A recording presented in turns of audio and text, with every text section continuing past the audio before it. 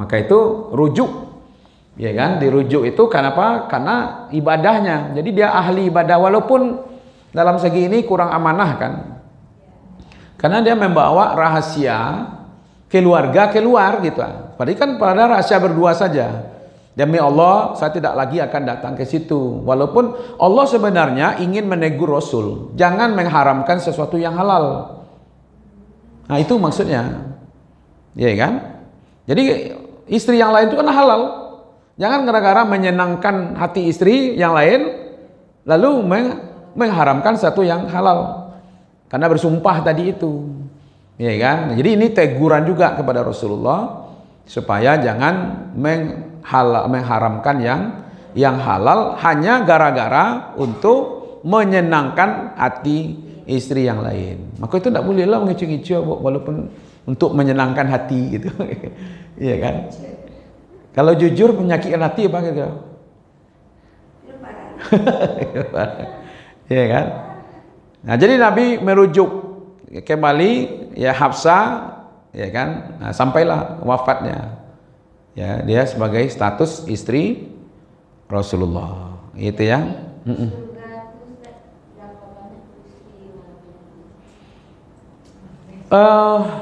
Semuanya itu menjadi istri Rasulullah.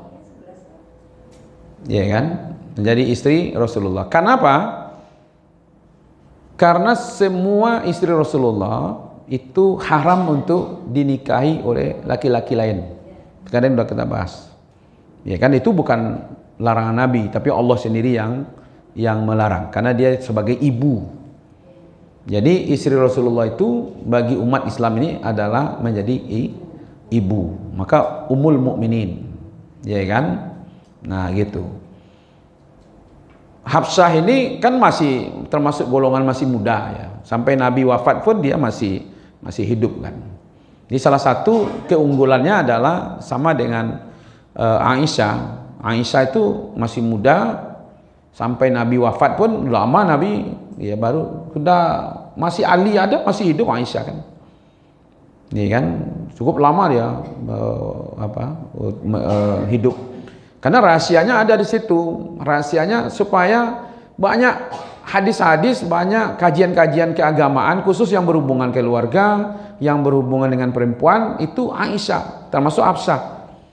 Jadi Hafsah ini termasuk penjaga Al-Quran gitu. Ya kan? Jadi orangnya tegas, ya kan? Kepribadiannya kuat. Ya kan? Dia tegas orangnya seperti Umar. Ya kan? Nah, bagaimana Umar tegas di dalam, tapi kalau di keluarga Umar seperti di medan perang seperti singa. Ya kan? Tapi kalau di keluarga dengan cucu, dengan anak itu lembut. Nah, jangan tak balik bu, kalau di luar lembut, tiba di keluarga, iya kan? Ada loh orang tuh yang tiba jo kawan-kawannya nyojoran, iya kan? Tapi jo keluarganya sampai lik balapi, itu tak balik itu kan? Ya kan diri kita dulu, keluarga terdekat itu dulu. Jadi berinfak, bersedekah terbaik tuh kegunaannya untuk kita.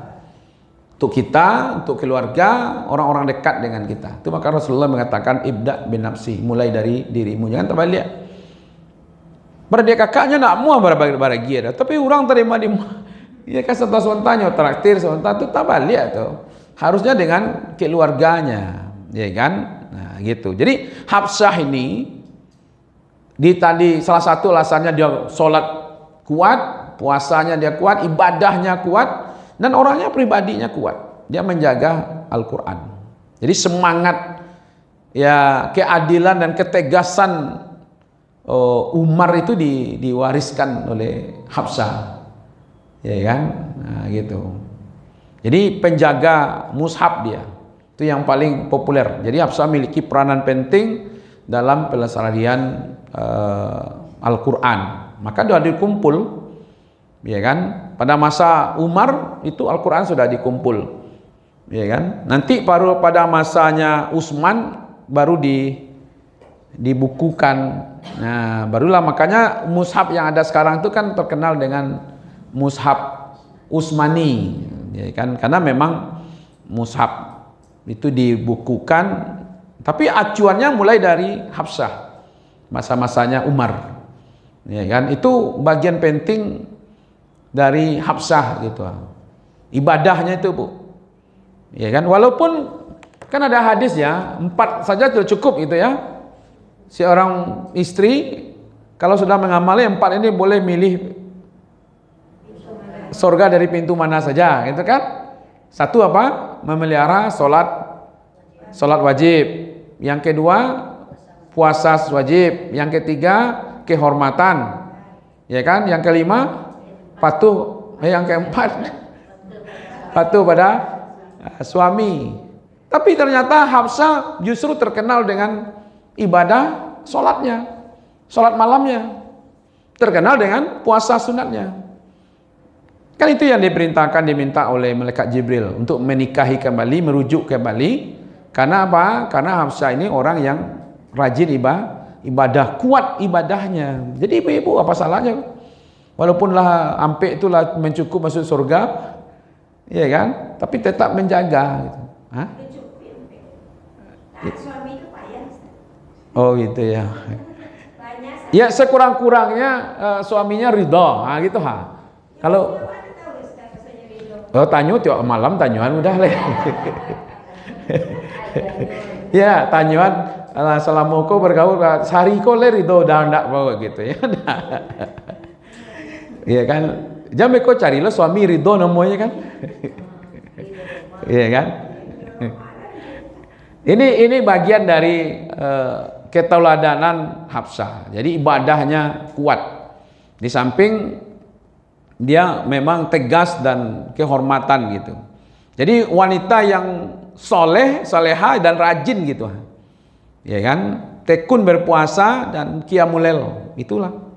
Makanya Nabi pernah mengatakan sebaik wanita yang berpuasa beribadah malam adalah Hafsah. Ya kan? Jadi Nabi sendiri mengakui bahwa memang dia kuat. Ya kan? Nah, gitu. Itu Hafsah ya. Hafsah menjaga ilmu, menjaga amanah, cerdas, kuat hafalannya dan menerima banyak hadis dari Rasulullah, ya kan? Nah, ini bagian keunggulan ilmu agama.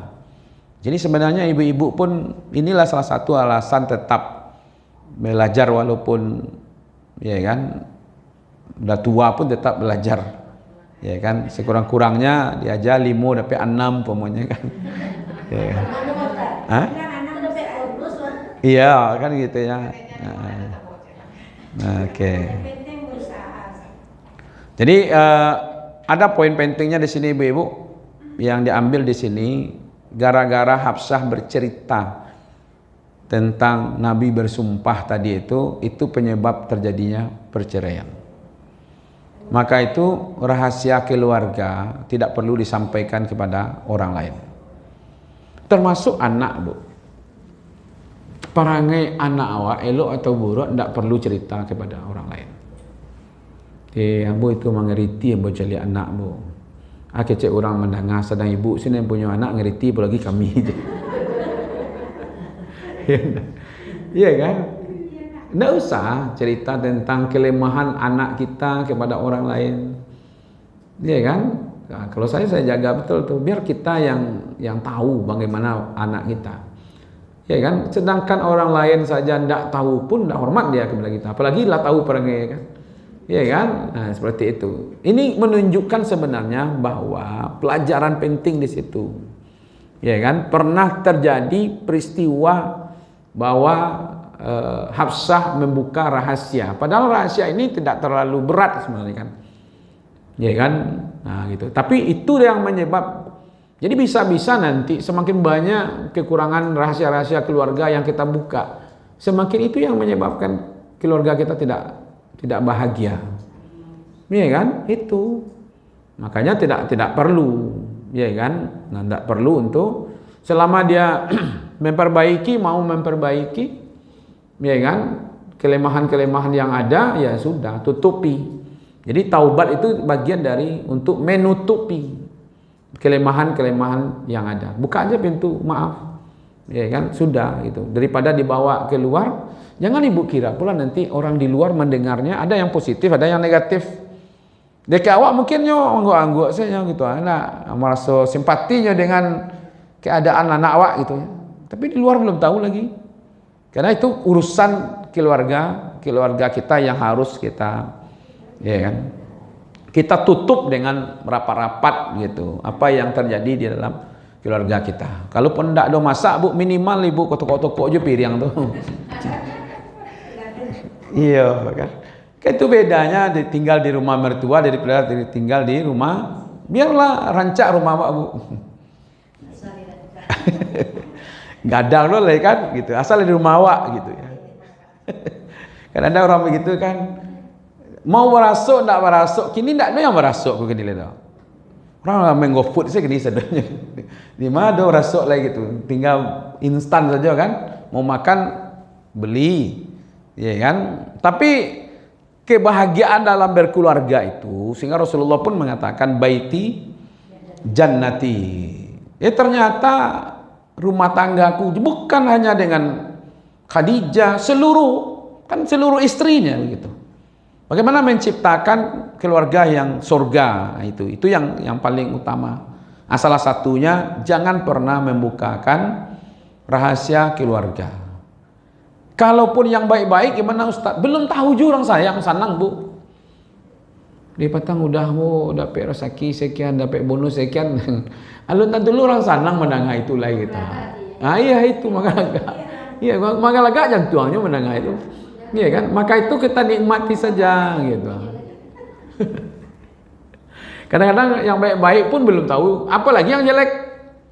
Iya kan? Yang elok saja lebih bisa sulit orang menerima, apalagi yang tidak baik gitu. Itu sumbernya, itu nampaknya. Bayangkan gara-gara bercerita itu terjadi perceraian antara Rasulullah dengan Hafsah. Berarti kesalahan ini luar biasa.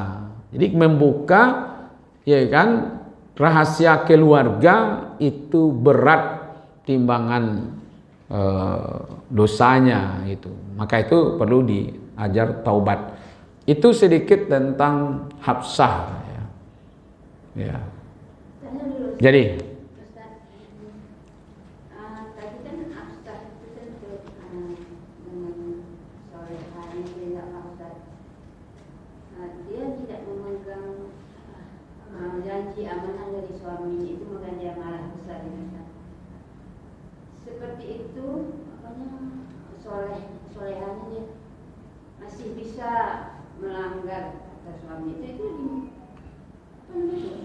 apa bisa begitu deh kita. Ada juga apanya ke kita bilang lama ngaji, lama kakak tujuan, ada gitu sekarang ini kita, itu yang kita hadapi. Iya. Jadi nilainya apa gitu, nilai ibadah kita itu seperti apa gitu.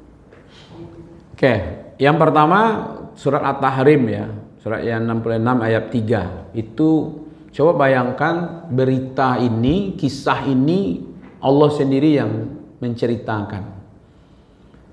Kalau dalam kisah Rasulullah, setiap yang terjadi itu kan menjadi tauladan bagi umat. Caranya Allah itu begitu. Buktinya bahwa perceraian itu ada solusinya. Nah, Nabi pun pernah terjadi. Begitu caranya dicontohkan gitu. Lalu nanti bercerai artinya kan baru talak. Ya, talak satu, akhirnya dirujuk. Cara syariat itu dulu. Jadi cara menimbulkan syariat itu bermacam-macam caranya. Ya kan, salah satunya adalah dengan peristiwa perceraian yang terjadi di antara Rasulullah. Ya kan? Kita ambil dulu ayatnya begini. Kata Rasulullah ini ayat surat Tahrim, surat yang ke-66. Ya kan? Wa is asarran nabiyyu ila ba'di azwajihi. Ini kan sebagian ini. Dan ingat ketika Nabi membicarakan secara rahasia kepada salah seorang istrinya, itu Hafsah. Ada suatu peristiwa. Lalu ketika ia menceritakan peristiwa itu, menceritakannya, gini Bu, ini caranya Al-Quran bercerita ya. Peristiwanya tidak disebutkan di sini karena peristiwa itu tidak penting. Nah, itu maksudnya. Kenapa Allah tidak sebutkan di sini? Ya kan? Lalu ketika menceritakan peristiwa itu, di sini tidak disebutkan pula Aisyahnya. Karena bukan orangnya yang penting. Kepada dia bercerita siapa orang, nah itu yang penting, tapi ngambil syariatnya. Begitu caranya Al-Quran mengajarkan kepada kita. Jadi jangan dikira nanti setiap, tidak perlu orangnya, kisahnya terjadi seperti ini ya kan? Nah ini penjelasan. Jadi Al-Quran itu hanya menyebutkan kepada azwajihi, salah seorang dari istri. Nah ini penjelasan saja, kan Nabi banyak istri. Nah dijelaskanlah. Tapi Al-Quran tidak menyebut nama Hafsah di sini kan. Nah suatu peristiwa lalu ia bercerita peristiwa itu dan Allah memberitahukan kepada Nabi. Nabi pun memberitahukan sebagian yang diberitakan Allah itu. Dan tidak semuanya yang diceritakan dan penting-penting saja. Berarti kan banyak cerita Hafsah kepada Aisyah. Tak lo disadonya diceritakan dia Allah kepada Nabi, tak diulang lagi cerita tu leno. Ini yang terjadi. Diambil poin-poinnya saja. Makanya di sini dikatakan meninggalkan sebagian yang lain. Maka tak kala Nabi memberitahukan tentang itu kepada istrinya, kepada Hafsah tadi, lalu ia bertanya, siapa yang telah memberitahu hal ini kepada engkau? Lalu Nabi menjawab, telah diberitahukan kepada aku oleh Allah, itu melalui malaikat Jibril. Coba bayangkan kisah itu bukan dari mana-mana dapatnya, bukan Aisyah yang bercerita. Tapi Allah yang bercerita. Ini Hafsah sudah bercerita kepada Aisyah tentang ini. Iya kan? Padahal banyak yang dicerituan. Iya kan? Nah, gitu. Sampai seperti itu. Nah, lalu itu satu ya. Hafsah ini kok udah ahli ibadah kok bisa gitu. Umurnya berapa tadi? 20-an ya, paling-paling masih muda lah ya, 20-an. Tersalut emosi, tegas, ya kan? Akhirnya bercerita. Sebelumnya belum ada kisah ini. Menceritakan sesuatu tentang keluarga, rahasia keluarga A dengan keluarga B itu belum ada. Di sini mulai muncul larangan untuk menceritakan rahasia keluarga, walaupun kepada keluarga juga.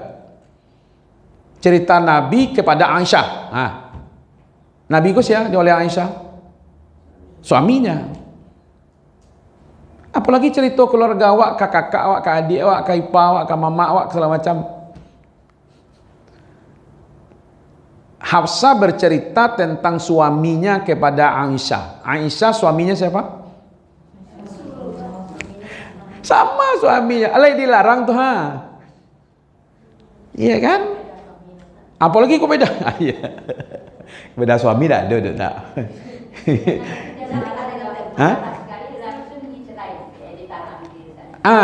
Jangan begitu memahaminya.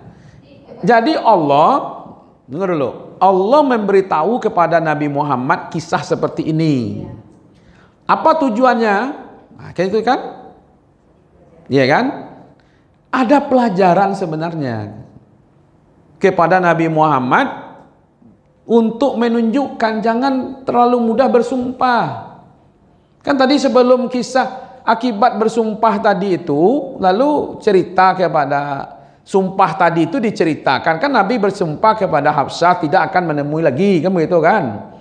Lalu cerita tidak bersumpah itu diceritakan kepada Aisyah.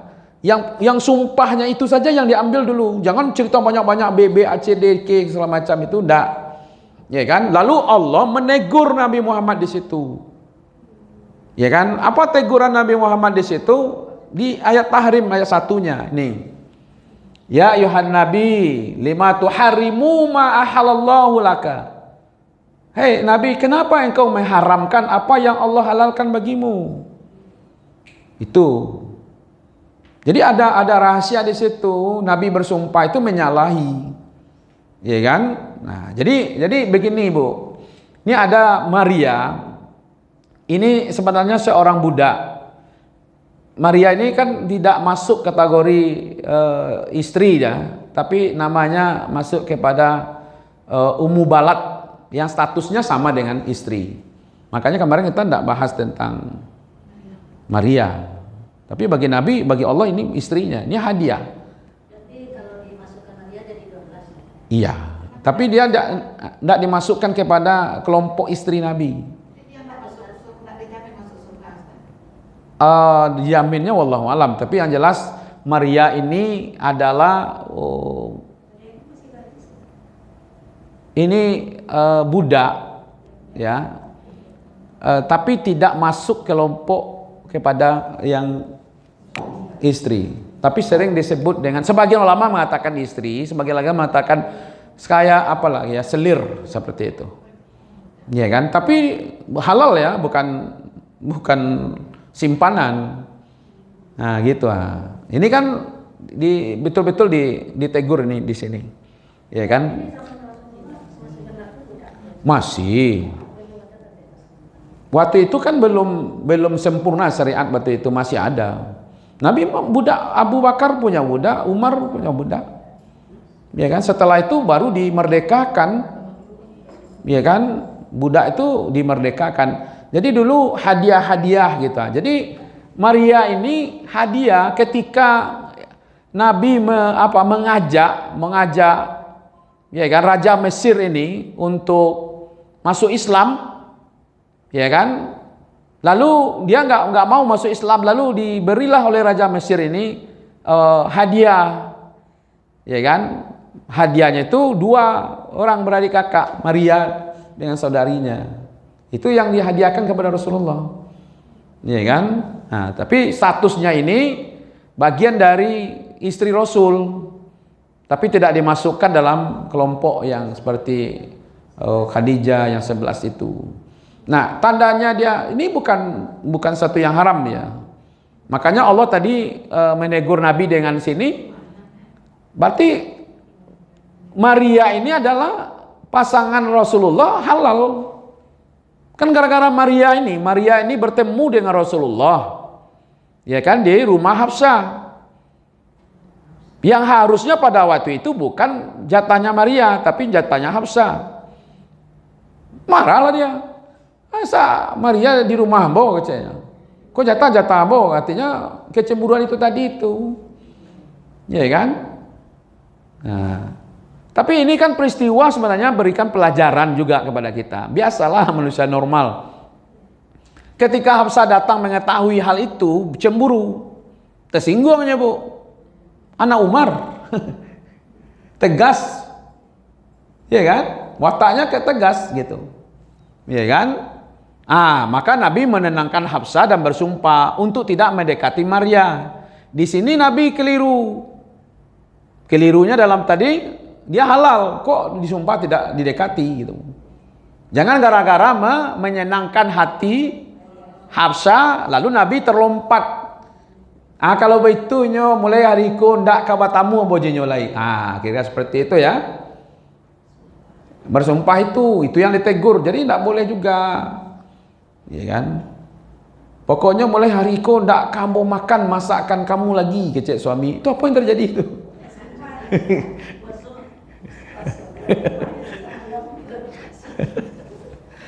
Nah, Nabi menenangkan Hafsah bersumpah untuk tidak mendekati Maria, serta meminta Hafsah merahasiakan. Satu, sumpah Nabi ini diluruskan oleh Allah, rahasia ini dibuka oleh Hafsah, diceritakan kepada kedua-duanya kena tegur. Nah, Aisyah enggak. Ya kan? Karena Aisyah tidak bercerita kepada Nabi. Yang bercerita kepada Nabi langsung Allah, dan cerita itu diberitahukan kepada malaikat Jibril. Nah, ini tadi surat At-Tahrim tadi kan. Yang pertama di sini yang ayat 3-nya. Ya kan? Sampai Hafsah pun bertanya, siapa yang memberitahukan kepadamu? Nabi menjawab, Allah. Itu pun tidak sadonya dia tahu, yang penting-penting saja. Dan tidak perlu bercerita A sampai Z. Ya kan? Nah, kisah ini apa hikmahnya sebenarnya, Ibu? Satu, larangan membuka rahasia itu. Yang kedua, harus sabar. Ya kan, jangan terlompe-lompe. Seorang nabi pun untuk menenangkan, iya kan? Terlompe mengatakan kalau itu demi Allah enggak kamu dekat diri, enggak datang lagi gitu. Supaya Hafsat emosinya turun. Ya kan? Kalau di ibu baca cara emosi ku turun. Ya kan? Simas atau emas? Emas. Ya kan? Nah, itu dia. Nah, jadi yang nabinya ditegur dengan kalimat surat Tahrim ayat 1-nya, wahai Nabi, mengapa engkau mengharamkan apa yang Allah halalkan bagimu? Kalau begitu, Maria ini adalah pasangan yang halal bagi Rasul, ya kan? Nah, gitu. Jadi walaupun demikian ibu-ibu pernak-pernik dalam berkeluarga lah ya kan? Jadi walaupun Hafsah ahli ibadah, yang namanya manusia ya ada juga lah cemburunya. Kadang cemburu itu bagian dari bumbu-bumbu di dalam hubungan keluarga, gitu ya.